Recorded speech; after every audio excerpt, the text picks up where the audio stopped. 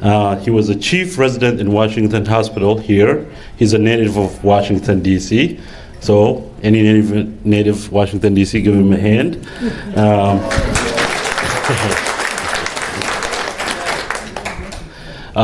He is a father, a husband, and it's been said, or what we just mentioned, he's also a great supporter of Oromo cause and struggle, so we really appreciate that.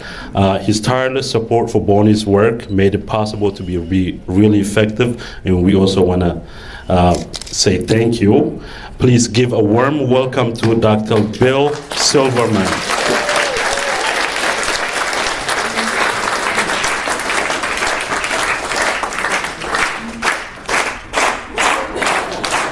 Thank you very much, sir. Come on up. This is a wonderful event. Some of what I'm going to say is the same thing that Lube said, so you know it must be true. I met Bonnie Holcomb when we were both at the beginning of our second year of college. That was 48 years ago. At that time, there was no internet, and in fact, there were no personal computers, which would not be available for another 15 years. That actually worked in my favor. Because I was a very good typist. And one way I was able to spend a lot of time with Bonnie was to type her papers on my electric typewriter, often the evening before they were due.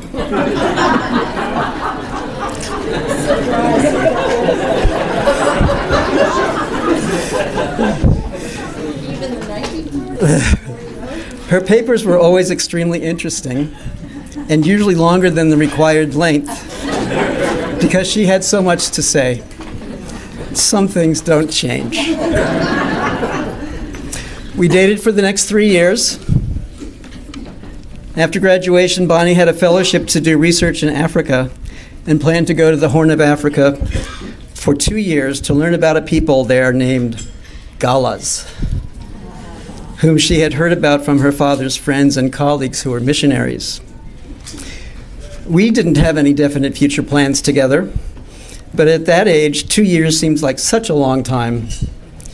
Little did I know that during those next 2 years, she would become totally immersed in and fall in love with the culture, the traditions, and the people of what became Oromia. She wrote many long letters to me describing the kindness of the people who took her into their homes and patiently taught her, a foreigner, the domestic skills that an Oromo woman should know. They helped her learn their language. She learned about their intricate and successful system of self-governance that she would later write about, the Gada. She wrote to me many times about the important symbolism and beauty of the Oda tree. It all resonated with her soul. It was as though she had mistakenly been born in America, but deep down she was really Oromo.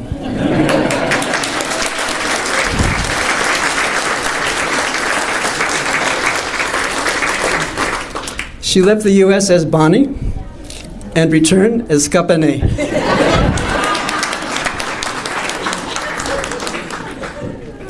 So I had to compete for her love against a whole nation. What could I do?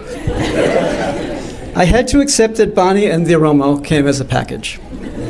There was no separating them by that point.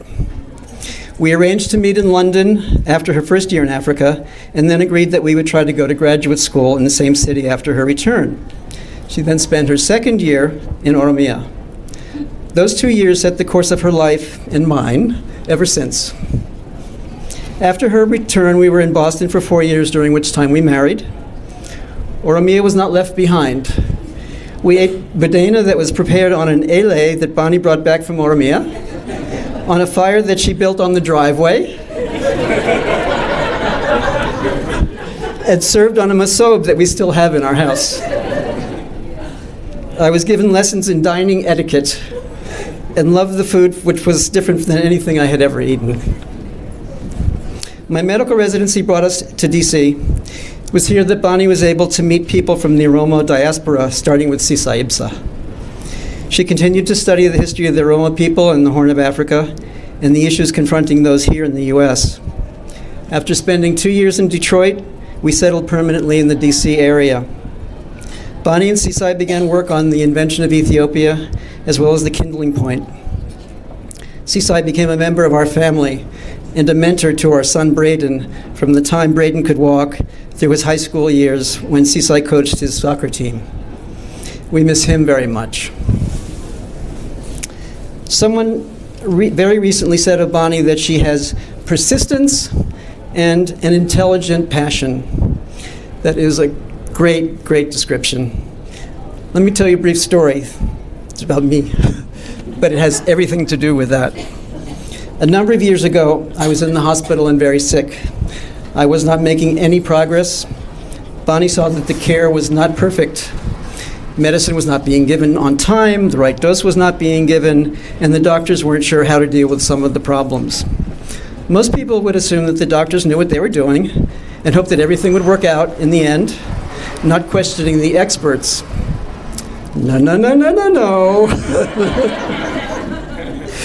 Bonnie confronted the main doctor and told him that she wanted me transferred to another hospital across town where they had more knowledge about how to take care of my problem. She got the doctor to agree with this, either because he knew it was true or because Bonnie Holcomb does not give up. I was transferred the next day, and I did get better care, and here I am. This is the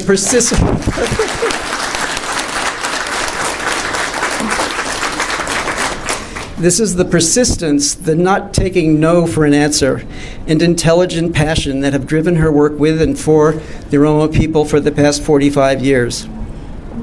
She advocates for Oromia the way she stood up to the authorities on my behalf. Her total dedication could already be read in those letters in the early 1970s and has been written in her work ever since. I see it in the many hours of meetings, phone calls, writing, responding to emails, organizing events, attending conferences, lobbying, posting on Facebook and Twitter. There are not enough hours in the day. I'm so proud, but with all those hours, no one who has met Bonnie Holcomb does not know about the Oromo.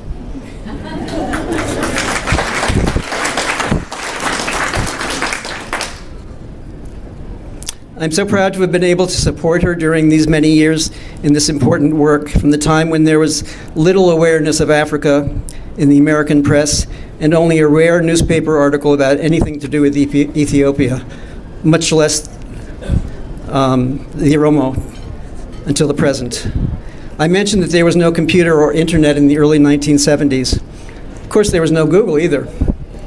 If there had been a Google at that time, a search for the word Oromia would have returned 0 results.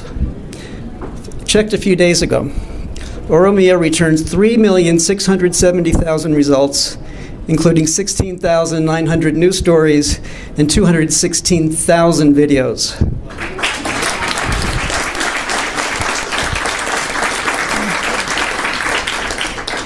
The people of Oromia and the Oromo diaspora are responsible for this progress.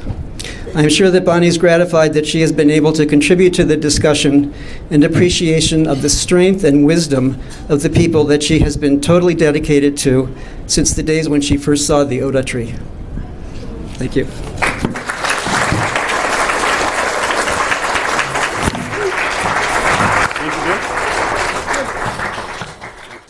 All right, thank you for a well thought out and interesting speech, Dr. Bill.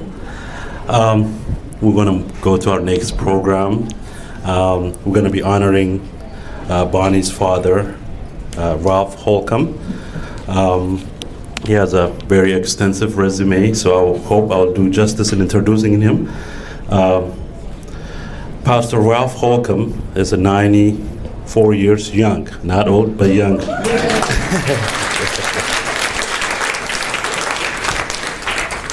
He has extensive background, so I'll try to cover as much as I can. He was raised in the great state of Oregon. He has served as a pastor in many states. He holds a master's degree in theology. He has also served as a professor of theology, church management, and so he knows everything about setting up missionaries, so he has a wonderful experience in that field. above all, he's a father. He has 3 kids. Bonnie claims she's the favorite one, so we will see what her sisters have to say later on. It is through her father's missionary work that Bonnie first came in contact with the Oromos, and the rest is history. Today we're here talking about it, so we really appreciate that part. Pastor Ralph is also a great supporter of Oromo cause. Please help me welcome Pastor Ralph Holcomb to give us a blessing and to say a few words. If he's able to, please.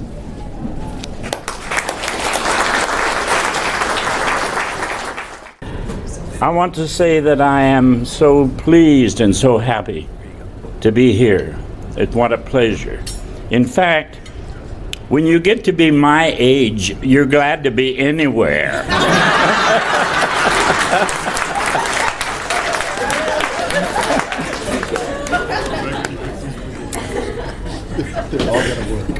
This daughter has been a joy and a pleasure to so many of us.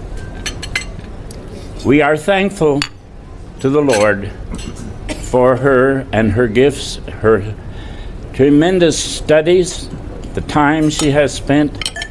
She does research. She continues to learn, never being pleased and proud with what spots she's at. She always wants to know more, understand more, and help more people. It is such a pleasure of mine to be present here at this occasion. The Lord blesses us, every one of us. Let us bow for prayer.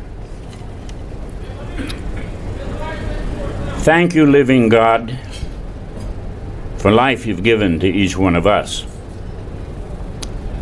Thank you for the blessings that are beyond our imagination. So many of us could never, ever choose any better nor wiser than the way you have led us, the way you've blessed us and encouraged our hearts. We are delighted to be your children. We respect you, dear God, and love you. Thank you for this gathering. Guide our lives, and may we always want to give you the praise, the honor, the glory of which you are so worthy. Thank you for this wonderful occasion. We give you thanks. Amen.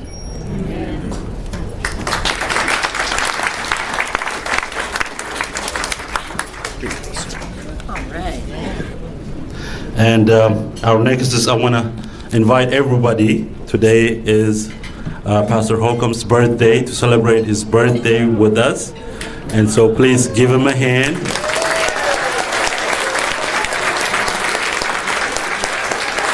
Yes, yes.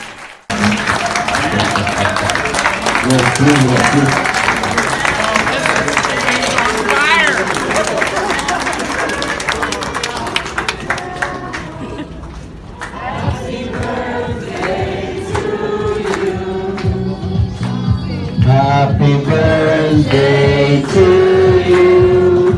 Happy birthday to you. Happy birthday, dear Oromo.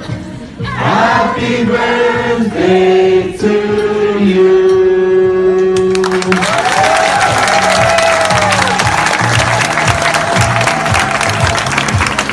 Thank you. I want to say to my mouth, may my mouth be worthy of this occasion.